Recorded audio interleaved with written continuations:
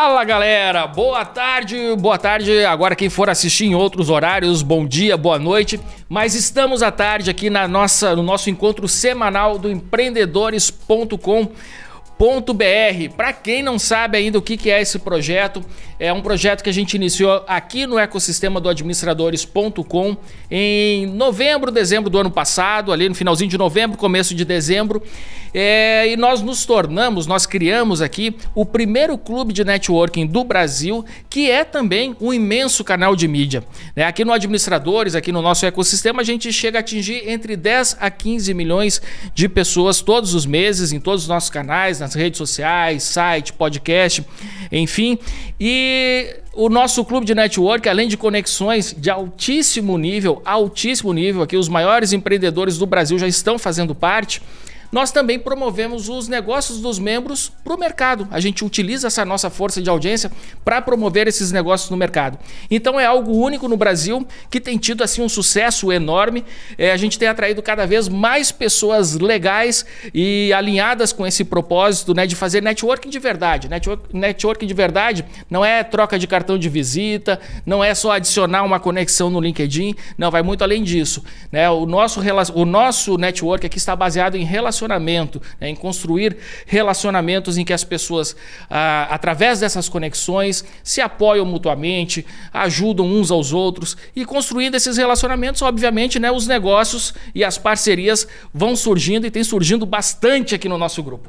Bom, no nosso encontro de hoje, toda semana a gente tem um encontro semanal, com membros do Clube Black, que são os entrevistados aqui nesse espaço, e os outros membros estão assistindo a gente como ouvintes, e eles também podem enviar perguntas aproveitando a expertise do empreendedor que está sendo entrevistado. E o nosso empreendedor de hoje é o Albert Takahashi, que é sócio da Rentável Investimentos, e ele é planejador financeiro especializado em alta renda. Então assim, vai ser um bate-papo aqui imperdível, e você que está com dúvida com relação aos seus investimentos, como planejar seus investimentos, aproveita bastante aqui a expertise do Albert, que ele vai dar uma aula aqui pra gente. Beleza, galera?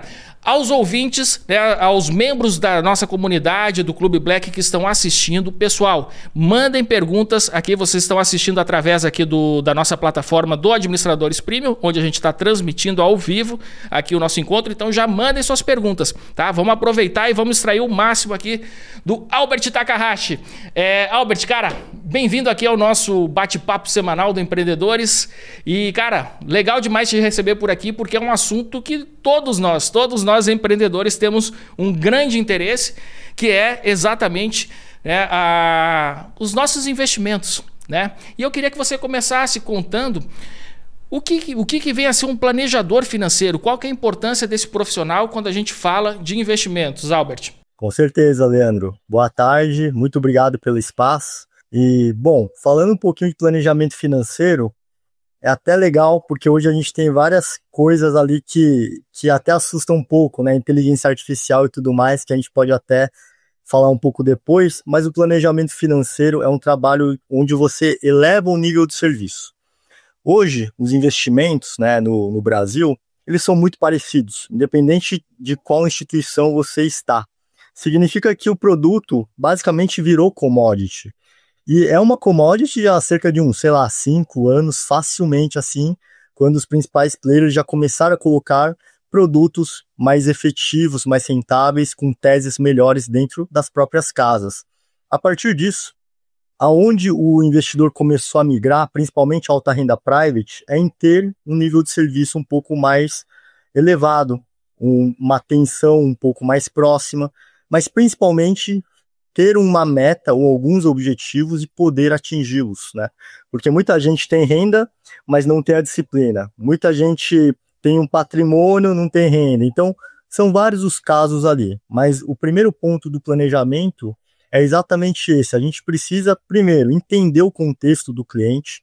Então, a gente vai tentar entender quais são as receitas que ele tem, quais são as despesas que ele tem, quais são todos os ativos financeiros e não financeiros, imóveis, doações em vida, regime de casamento, investimentos internacionais, sucessão patrimonial. Tudo isso tem que se cruzar em algum momento, porque vai fazer a gente ser mais assertivo nas estratégias. E o principal exemplo hoje de planejamento financeiro é uma renda passiva que muita gente busca, né? Falar, poxa, queria me aposentar, vou parar de trabalhar daqui a 10, 20 anos e ganhar, sei lá, 30 mil reais por mês a valor de hoje, já, né, descontando uma inflação futura. É possível? Não é? A gente vai ter que entender por que que esse é o objetivo, a gente vai entender também quais são as possibilidades de acordo com as taxas de juros ou projeções que a gente vai ter. E mais do que isso, vai ter um acompanhamento, tanto mensal, quanto também atualizações mais macro de todos os ativos semestralmente, e tentando entregar o máximo para o cliente em termos de atingimento de objetivo, né? E isso a IA, infelizmente, não consegue fazer. Ela consegue fazer produtos, te mostrar a melhor taxa, mas, assim, a não ser que você tenha o prompt, que a gente chama muito bem feito, de perguntar, e os brasileiros não vão ter isso historicamente, né? Eles precisam de um suporte de uma pessoa, até para poder culpar alguém se der errado, né? Para culpar a IA. Então, esse nível de serviço é onde eu tento focar, né? E aí a gente sai do lado de commodity, de produtos por taxa. Ah, minha taxa é melhor que a de fulano. Minha taxa por taxa, assim, não é o que vai fazer a pessoa normalmente enxergar onde ela precisa ir. Normalmente ela não sabe também. Mas explicando rapidamente, esse é o planejamento financeiro. Muito bem. Albert, cara, eu vou me colocar aqui como o péssimo exemplo a ser seguido. Então, assim, quando começou essa onda, né, alguns influenciadores financeiros começaram a ficar muito famosos, o nosso querido Thiago Nigro, enfim, uma série desses influenciadores, né, o assunto em investimento, finanças, esse assunto começou assim, a pegar uma atração muito forte no Brasil. Aí muita gente me falava, Leandro, cara, você já tá na internet e tal, por que você não vira também um influenciador financeiro? Eu disse, cara, porque eu não sou exemplo disso, eu não sou um exemplo a ser seguido. Quando o assunto é investimento e tal, tudo mais, porque eu sou um cara indisciplinado. Quando você falou assim, às vezes a pessoa tem até a renda ali para investir, mas não tem a disciplina. E esse eu acho que é um dos principais erros, né, dos empresários quando o assunto é investimento. Então, eu queria que você pontuasse, assim, até pra gente ver, porra, isso que a gente faz aí tá errado. Assim, quais são os principais erros que essa turma comete, e eu vou te dizer quais que eu cometo por aqui também, para servir como exemplo a não ser seguido, beleza, galera? Manda aí. Bom, como eu falei, né, tem muitos perfis ali, mas os principais exemplos, muitas vezes para a pessoa que tem uma renda mais alta, é a questão de não ter a visibilidade do que ela quer, ou porque ela não quer saber, ou porque ela não entende, ela tende a aumentar a qualidade de vida dela à medida que a renda aumenta. Então, o que acontece nesse sentido é que se ela não acumular um patrimônio, pelo menos em imóvel ou coisa do tipo, ele está envelhecendo. E pode chegar uma hora que essa conta ela não estará boa, né? Porque ou você vai ter que continuar trabalhando, ou você vai precisar da ajuda de alguém ali para te dar suporte no futuro financeiro. Então, a primeira questão, na verdade, é que é a disciplina em si mesmo, né? É o fato de você entender que, poxa, minha renda melhorou, mas eu tenho que elevar o meu patamar de gastos porque a renda melhorou? Obviamente, né? É normal a gente querer um pouco mais de conforto cada vez que a gente vai ficando mais velho ou que a gente tá galgando espaços ali, a gente melhora. Isso tem até estudos econômicos que mostram isso, né? Mas o principal deles é isso, é a falta de disciplina. Porque se você tiver disciplina, mesmo se você não tiver uma renda tão alta, você pode fazer sobrar ali um recurso financeiro para continuar investindo com consistência, né? Então, um dos principais problemas é esse que você bateu mesmo, é a disciplina. Você soma essa falta de disciplina com desconhecimento de produtos, muitos produtos, para diferentes objetivos, e aí você soma isso com também essa infinidade de influenciadores, e tem que escolher no meio deles qual que está falando a verdade, qual que é bom, fica muito complexo no final das contas. Então você tem um problema que está acoplado com outros nesse sentido. Muito bem, então eu vou contar aqui qual que é, assim, desses erros aí que tu pontuou, né, quais que eu cometo. Muito comum, tá? É a questão, a pessoa passa a ganhar mais e ela, naturalmente, ela vai aumentando o seu padrão de vida. Só que, né, a gente vive num país que sobe e desce a todo instante. E acontece muitas vezes que você, enfim, né, aumentou o seu padrão de vida, quando vê a sua renda não acompanhou ali em determinado momento e de alguma forma você tem que dar um Ctrl Z aí nessa história dos seus gastos e tal, tudo mais. E muitas vezes você já está com uma série de compromissos ali e que fica difícil realmente você, né, descer um degrau ali e segurar ali as pontas, né? Qual que é o segredo, então, para a gente trabalhar com planejamento, né, exatamente nesse cenário em que você, enfim, foi aumentando a sua renda, um determinado momento, sei lá, entra em recessão, uma crise no Brasil, tal, tudo mais, e você já assumiu uma série de compromissos e você tem que, enfim, dar um passo atrás? O próprio planejamento em si, ele já ajuda com algumas questões de você visualizar o seu contexto. Quando a gente faz o levantamento de receitas e despesas da pessoa, às vezes nem ela sabia que estava gastando com algumas coisas. Ela fala, nossa, eu gasto com isso, é verdade, né? Nossa, tem isso aqui que, poxa, eu nem uso e estou pagando. Então, muitas vezes ela o fato de não ter o controle faz aquilo ficar invisível. E isso é um ponto muito importante para planejamento financeiro. Essa questão de você entender como que está o seu contexto financeiro. É um orçamento doméstico, praticamente, ali em linhas bem básicas, né? Então, uma vez que a pessoa começa a enxergar isso, a entender isso, ela já começa a mudar um pouquinho a mentalidade dela. Mas isso por si só não é suficiente às vezes. Se ela consegue se educar financeiramente, o outro ponto é que a renda realmente é essencial. Infelizmente, se você tiver um planejamento financeiro, mas a pessoa não tem uma renda e não tem projeção de entrada, o objetivo de renda passiva fica muito difícil mesmo. O nosso papel é avisar e falar, olha, tem algum tipo de renda, tem alguma coisa, né, de patrimônio para ver se dá para fazer algo, mas normalmente o normal é que quando está nessa situação, o que a gente fala é o seguinte, criar uma estrutura básica para ela continuar ali pelo menos conseguindo sobreviver, né, pagar as suas coisas e não vai sobrar muito no final do mês. Antes de investir, a gente também cria uma estrutura de reserva de emergência, né? Aquele dinheiro que, se acontecer alguma coisa com a sua renda, você tem pelo menos de 3 a 12 meses garantido para se realocar. Então, você tem muita coisa ali que você tem que ver antes, efetivamente, de criar propriamente um planejamento financeiro.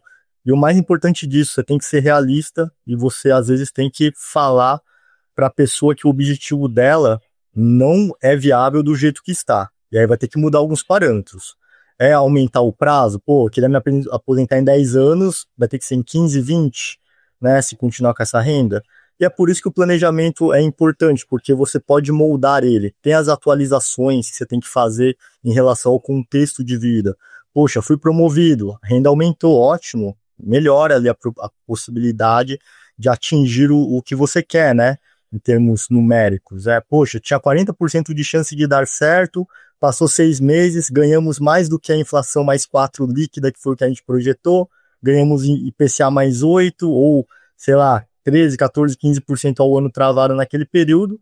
A projeção que estava em 40% de chance de acerto foi para 45%, talvez, e é bastante coisa, né? Obviamente que eu estou fazendo aqui umas posições, porque aumentar 5% em 6 meses tem que melhorar muito, assim, dependendo do contexto. Perfeito. Albert, a gente está falando exatamente com o público de empreendedores. Olha só fazendo aqui um efeito especial aqui com o nosso neon aqui atrás. E é muito comum, né, no cenário empreendedor, o empresário, enfim, ele vive do lucro da empresa, essencialmente do lucro. A galera fala, não, tem que ter um prolabore. O prolabore ele sempre é mínimo, né? E o lucro, que é aquela coisa que você não paga imposto em cima, é dali que você tira, normalmente, né, falando aqui na maior parte dos empresários, é dali que você tira ali a sua renda. Essa renda, né, a gente sabe que ela é incerta e aí acaba que por empresário, né, diferente, por exemplo, de alguém que trabalha como CLT, ele ter essa previsibilidade daquilo que ele vai ganhar, certo? Então, assim, quando o cara tem lá o seu salário e tal, tudo mais, ele diz, pô, eu ganho, sei lá, 10 mil reais e eu vou separar desses 10 mil, R$ 1.000 aqui para ser o meu investimento. O empreendedor, ele não sabe quanto que ele vai ganhar. E muitas vezes ele se vê diante, por exemplo, de alguns dilemas empreendedores, que é aquele, eu vou me comprometer com o meu investimento, né, com o meu futuro, enfim, né, todo esse planejamento e tal, tudo mais, ou eu vou, aqui com essa sobra que eu estou tendo aqui no meu negócio, eu vou reinvestir no meu negócio porque aqui, enfim, aqui é o meu negócio, né, não é a Natura, não é, eu estou falando aqui dos vários tipos de investimento que a gente pode ter, não é uma Bitcoin, não é nada, não, é o meu negócio em si. E aí, qual que é, então, assim, um caminho que esse empresário, né, deve seguir para separar exatamente, né, o que é investimento da empresa, investimento, enfim, nas suas finanças, aí no seu planejamento financeiro, separar uma coisa da outra realmente, né? Essa pergunta é uma pergunta bem complexa, na verdade, né? Porque a gente sabe que o perfil de PJs de empresa, e também tem várias nuances, né? O tamanho da empresa e tudo mais, tudo isso vai contabilizar. Por isso que tem que ser muito assertivo quando a gente faz esses ajustes. Idealmente, a pessoa física deveria separar a PF da PJ, né? Porque é na PF ali que tá as questões familiares, amigos e tudo mais, mas também os gastos. Só que como empreendedor, dependendo, a gente sabe que ele precisa de muito fluxo de caixa, né?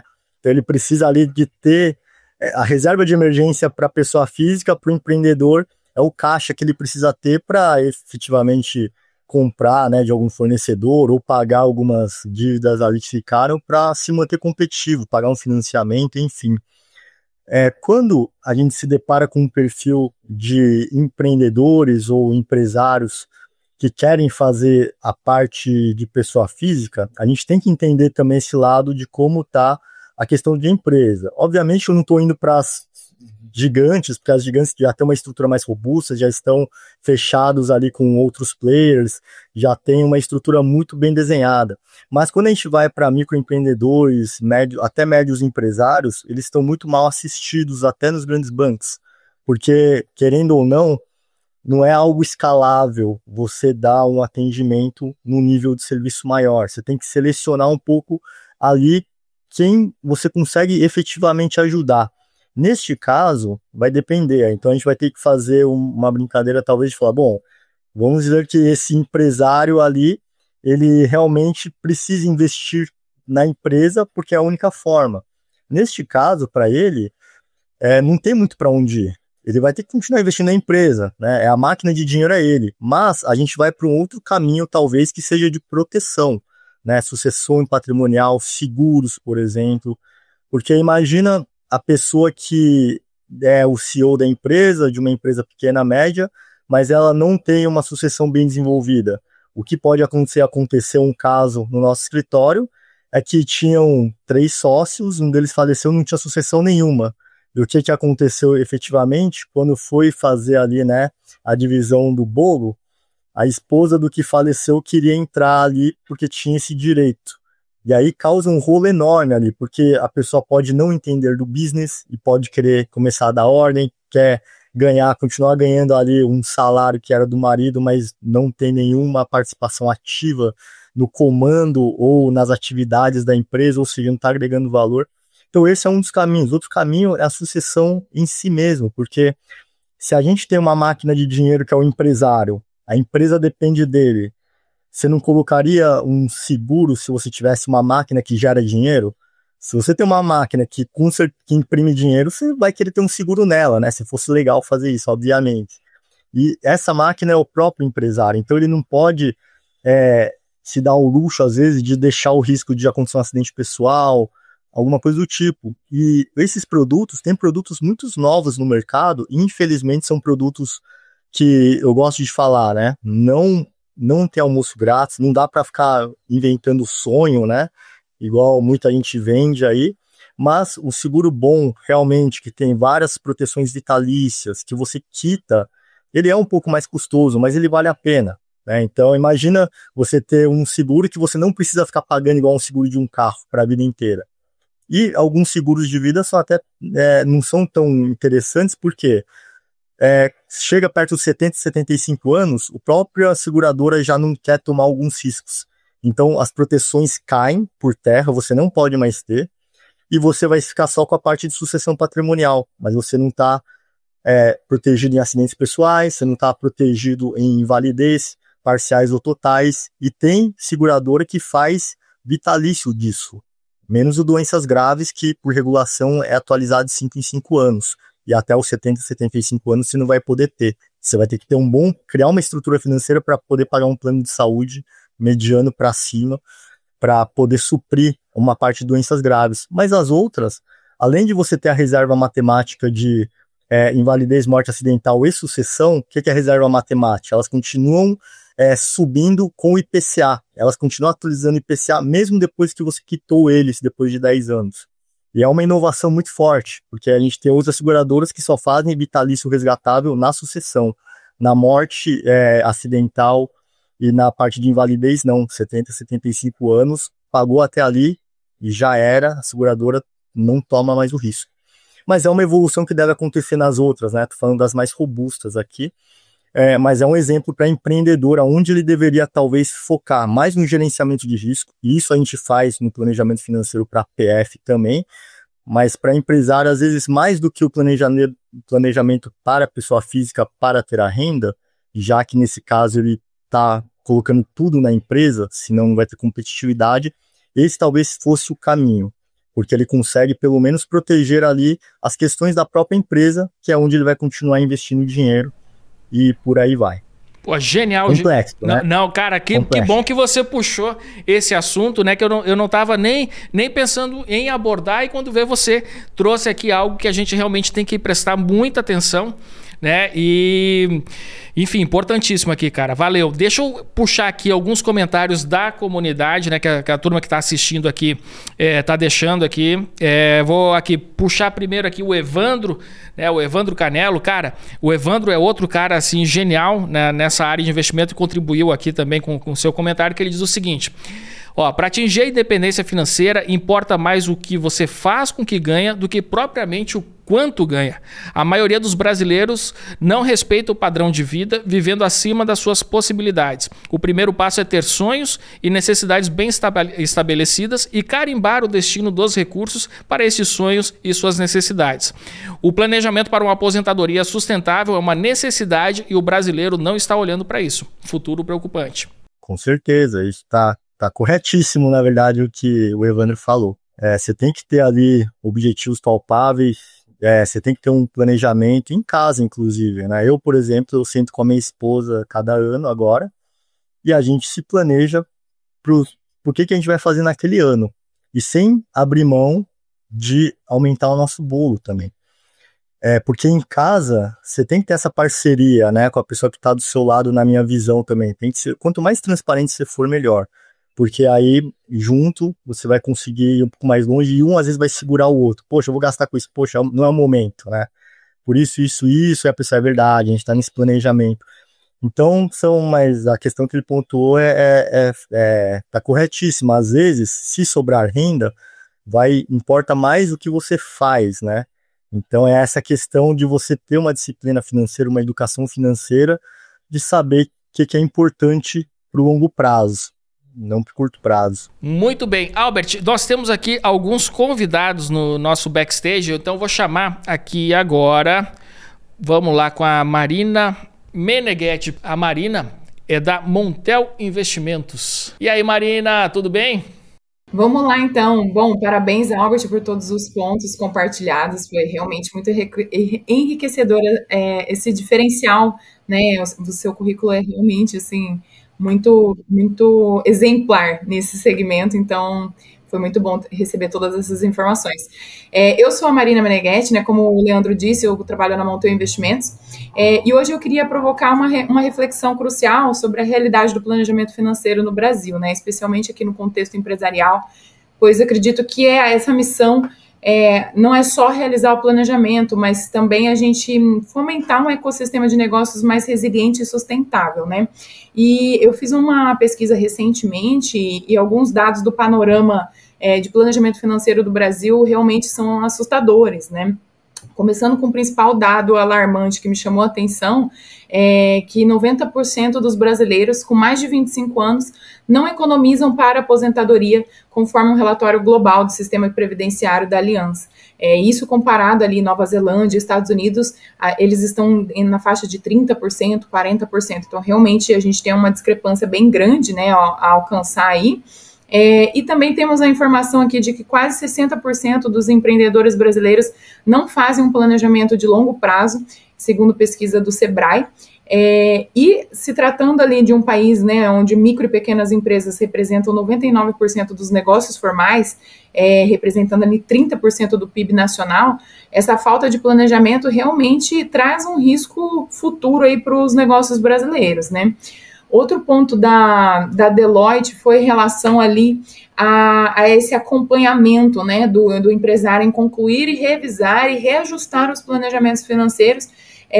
Via de regra, entre 30% a 60% desses empresários levam até 6 meses para efetivar essa revisão ou essa análise, né? Então, isso também mostra que a gente está perdendo muito ali em eficiência e agilidade em trazer esses dados para a prática mesmo e não perder, né, esses indicadores do campo de visão. Eu vi o ponto que, assim, você comentou, né, sobre a IA, ainda não entramos ali, mas é uma curiosidade minha, né? A gente, no segmento aqui de finanças, a gente sempre brinca que 80% das habilidades são humanas e 20% são técnicas, mas você acredita que a IA ela vai poder auxiliar nessa melhora desses dados reportados? E se sua resposta for sim, né, em quais frentes você vê a IA sendo mais efetiva e representativa em relação ao planejamento financeiro? Boa tarde, Mariana. Poxa, obrigado pela pergunta e pelos dados aqui, nem eu tinha alguns deles, mas já se me perguntasse, acho que eu iria para esse ponto mesmo. Sobre a IA, realmente eu acredito que sim, é a resposta. Então, indo agora para o complemento dela, é o que eu sempre digo, né? A IA, ela já está conosco há alguns anos e já substituiu diversas linhas de negócio, mas vão criar outras, né? O cara que é bom de prompter, né? De perguntar a coisa correta ali. Por exemplo, eu vejo diversos cursos aí que estão sendo vendidos já para ensinar você o que você tem que perguntar e como você perguntar. No mercado financeiro, especificamente, ela já ajuda bastante. Hoje, por exemplo, eu mesmo já testei alguns modelos de IA para alocação, asset allocation, investimentos mesmo, né? Poxa, será que um robô com todos os dados consegue me dar boas alocações de empresas na renda variável internacional, Brasil? Consegue, e faz bem, para falar a verdade. A única questão é que, como eu falei, uma delas, você não tem para quem reclamar se algo der errado. E tem muito contexto na IA ainda, em algum momento ela pode até ficar neste nível. Eu assisti, acho que foi uma matéria no Fantástico, há 2 semanas, falando do futuro para onde a IA estava indo, e é um nível onde ela pode começar a criar os próprios neurônios como se fosse um cérebro ali e ter pensamentos. Então eu não gosto de falar que ela nunca vai substituir nada. Na verdade, eu tenho uma mente muito aberta, eu gosto de tecnologia, de empresas de tecnologia, acho que elas ajudam mais do que atrapalham, criam oportunidades. No mercado financeiro, quem está mais comoditizado, eu gosto de dizer, o que é comoditizado? O cliente liga, olha, tô com dinheiro para investir, legal, qual taxa que você tem? Olha, tem um CDB que paga 15, o meu paga 15,50. Ué, meu emissor é melhor, aquele emissor...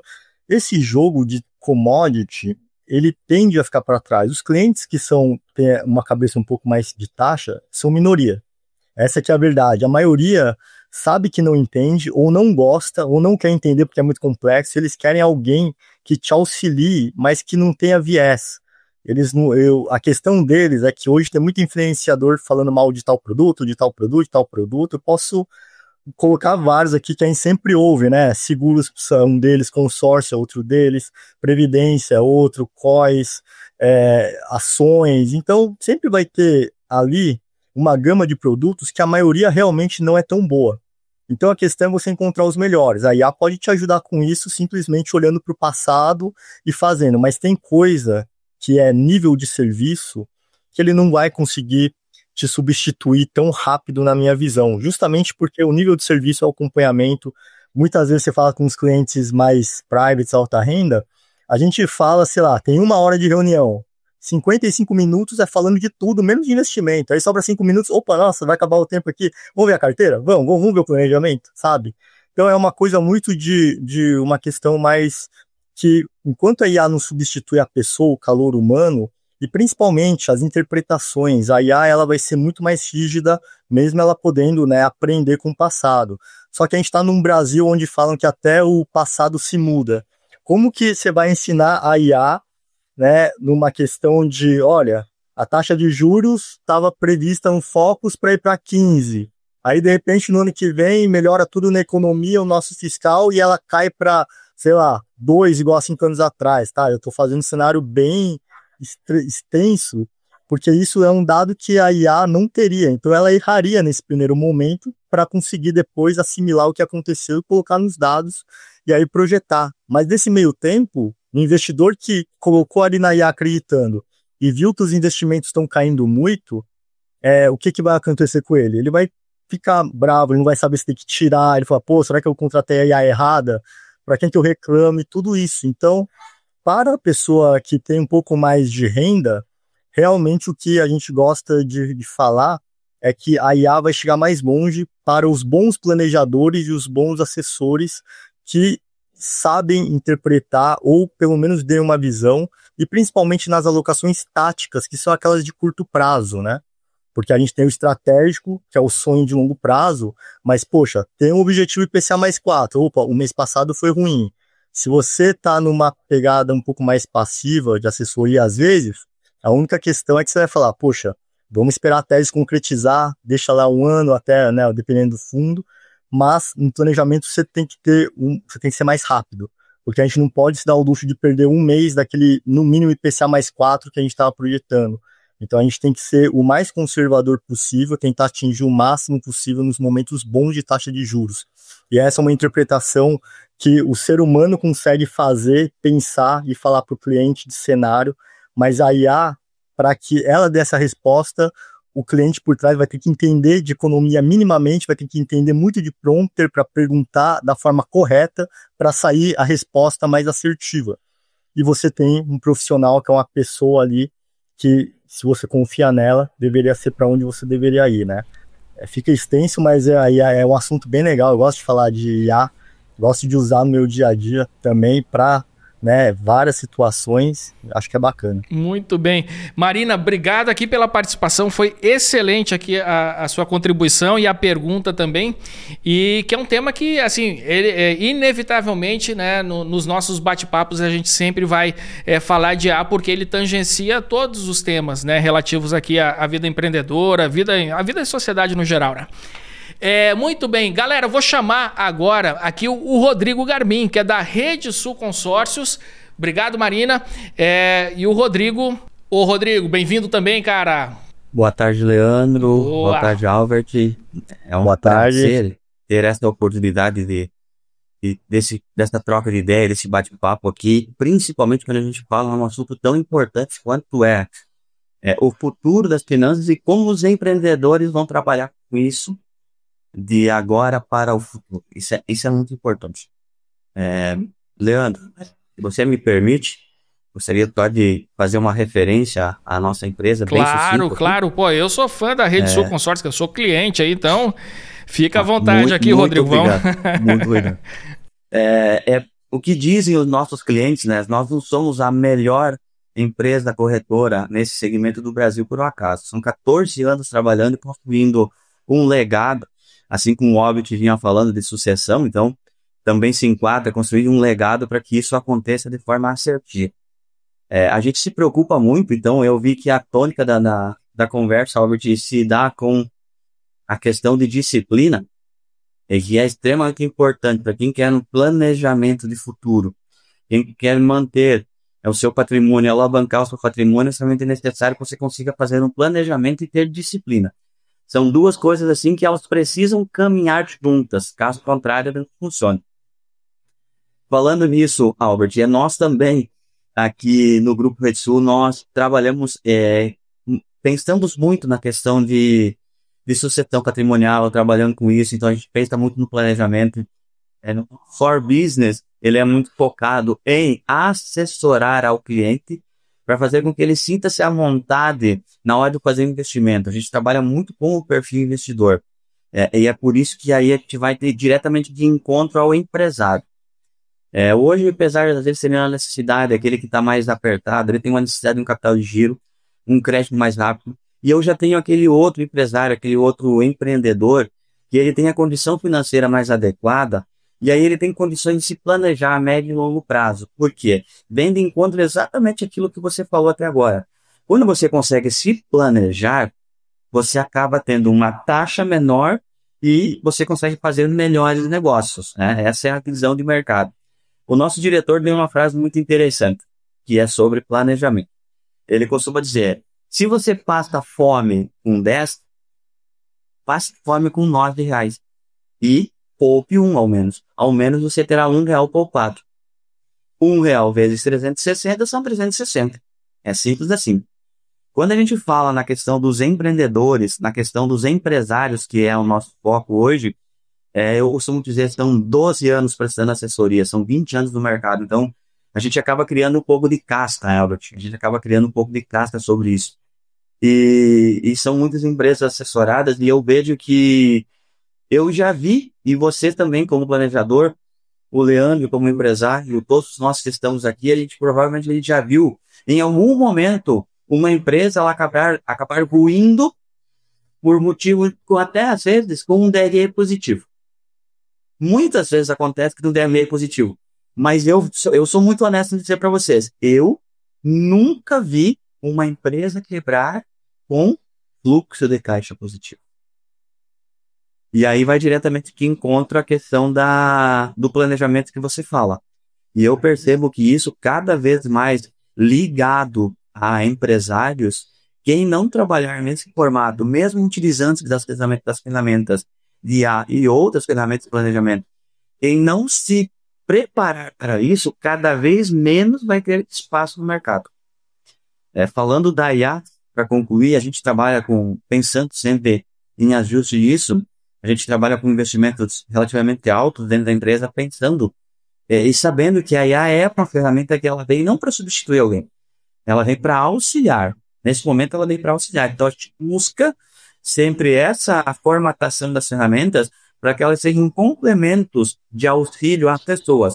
Se eu consigo fazer uma programação onde a minha IA ela consiga entender isso que eu estou solicitando a ela, e dessa forma consiga auxiliar o meu cliente, e é uma questão que eu uso muito com o meu time, Leandro, Albert, pessoal, eu uso muito entender, e eu costumo dizer com ênfase no para que depois você consiga atender.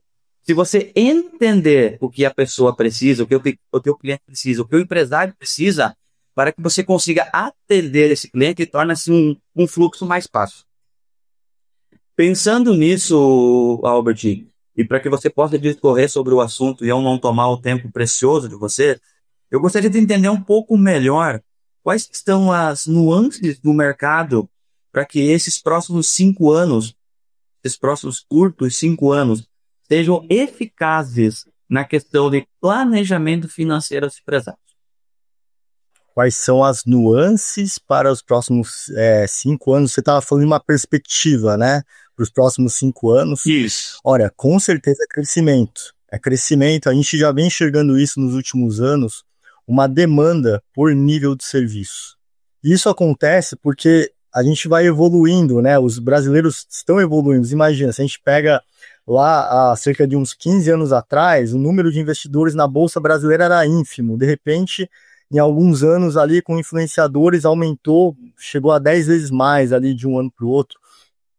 Então isso vai evoluindo e vai criando uma casca e até um conhecimento um pouco melhor sobre produtos e tudo mais. A gente ficou muito tempo nesses produtos comoditizados porque lá atrás a gente tinha a Rentável, também é bem tradicional, vai fazer 17 anos agora, eu estou lá há 8, né? Hoje eu tenho uma sociedade ali, mas estou apenas 7 anos, na verdade, né? Vou fazer 8 agora, no começo do ano que vem. Mas o que a gente vê? A gente viu várias mudanças acontecendo, e elas vêm acontecendo muito pela estrutura de juros. Pode parecer que não, Mas uma taxa de juros mais alta ou menor, ela influencia todos os mercados, né? Tudo fica mais caro, fica mais difícil, principalmente para o pequeno, médio empresário ali a princípio, que tem que se manter competitivo, pegando taxas de financiamento muito altas e etc. Mas isso tudo vai culminando que as pessoas começaram a entender, opa, eu estou sendo, entre aspas, taxeiro, estou brigando por taxa, mas minha carteira está perdendo do CDI por quê? Exatamente por esses movimentos. Então, a partir disso, as pessoas começaram a entender que, tirando aquelas que são maioria, que falam assim, não quero entender, não gosto de entender, preciso de alguém, que né, são aqueles clientes mais abertos a realmente, se pegarem um profissional ali de boa índole e tudo mais, vão provavelmente fazer uma carteira assertiva e ter um planejamento assertivo. A gente viu nos últimos anos essa busca, e essa busca começou a gerar novos players, né? A gente vê várias researches, que são aquelas casas de análise, que abriram uma parte de wealth dentro da própria estrutura para atender patrimônios mais altos, mas que às vezes os bancos não negligenciam. Então, eles começam de um jeito, e qual que é a questão ali? Você tem um outro modelo de remuneração, que é o que eu mais gosto, chamado fee-based, né, ou fee fixo, que é você elimina o conflito de interesse para atender a carteira do cliente, todo produto passa a ter o mesmo custo e o cliente enxerga esse custo.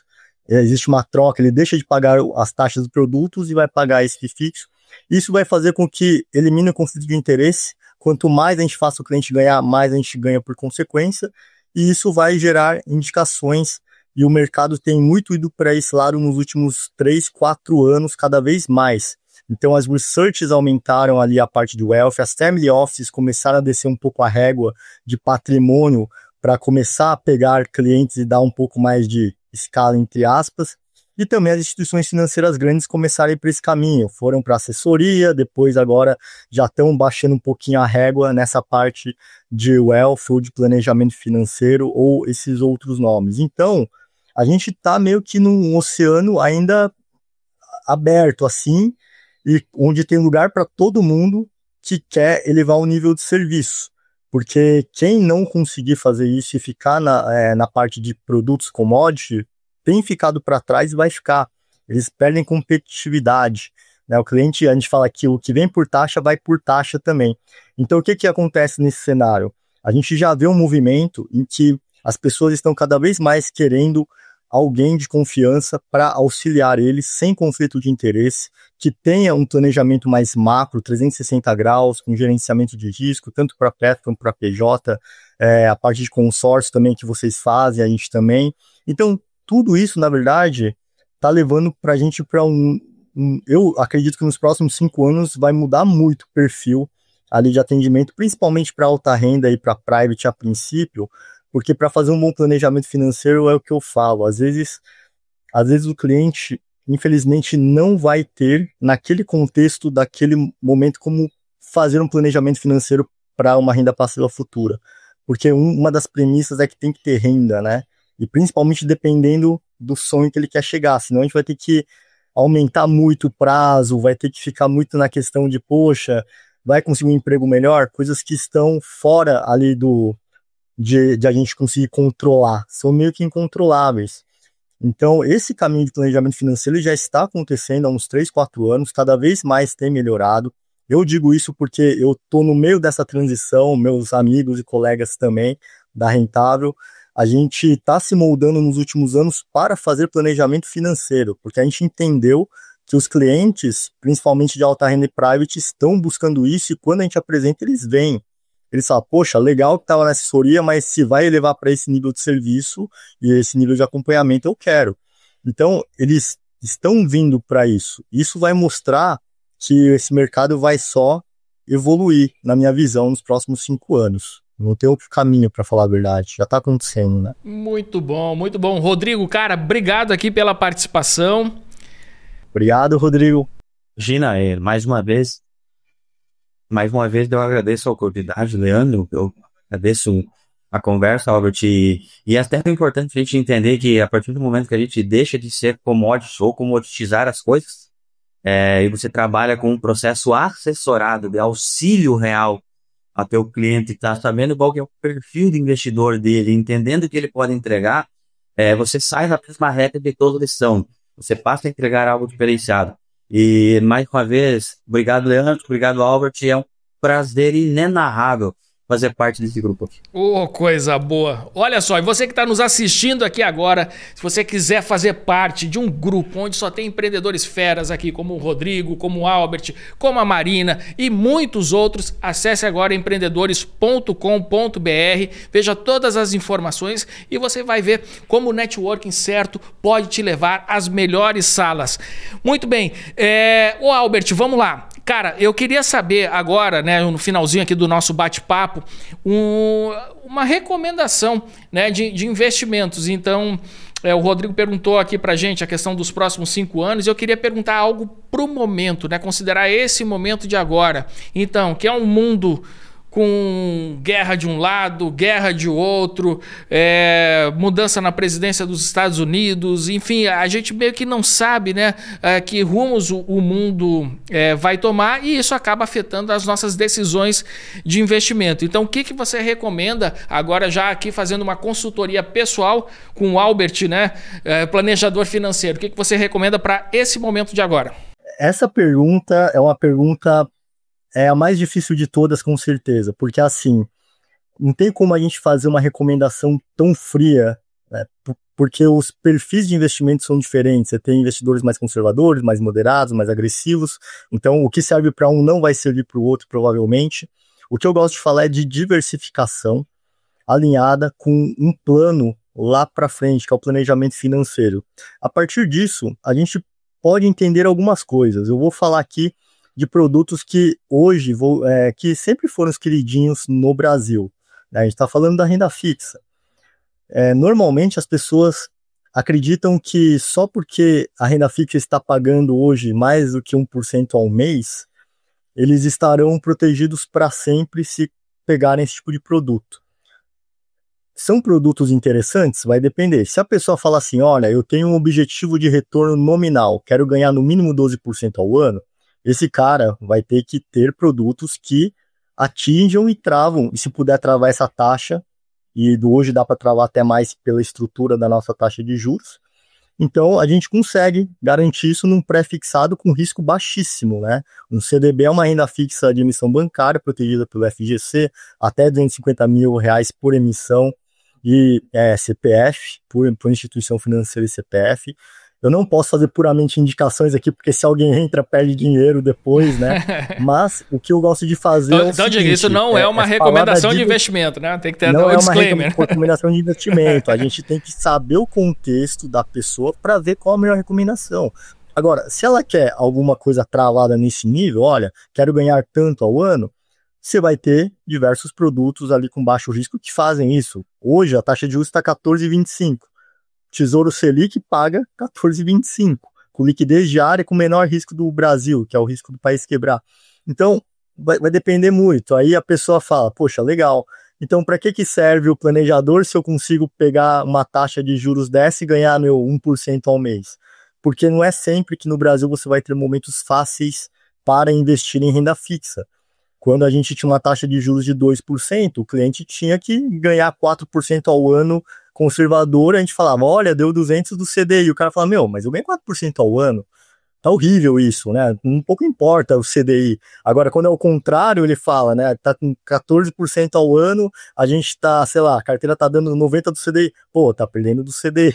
Então, é muito mutável a questão do Brasil de investimentos, porque a gente também é um país emergente, e a gente sofre influência dos Estados Unidos, como a gente viu, né? O risco de taxa de juros é simplesmente uma inflação futura que está se projetando por causa da guerra comercial que está se desenhando ali. Então ele está puxando a inflação futura para cima e isso está pressionando a gente também.